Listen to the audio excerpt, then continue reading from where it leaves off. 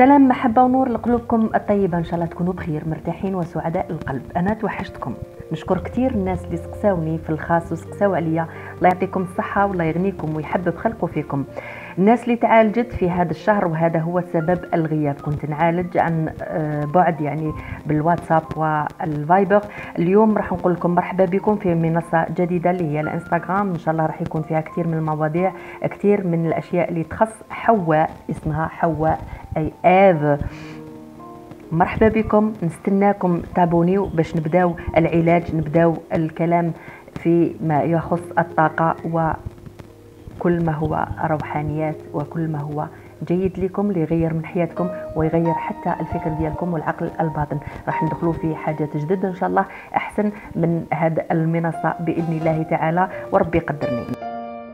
نستنى احبابي واصدقائي اللي موالفين معايا دائما ومسانديني، نقول لكم تجروا ارواحهم. مرحبا بكم. الانستغرام راح نكونوا في التلقائيه، راح نهضروا على كثير من الامور اللي تخصك وفايتك وتغير من حياتك في رمشه من العين باذن الله تعالى. نستناكم.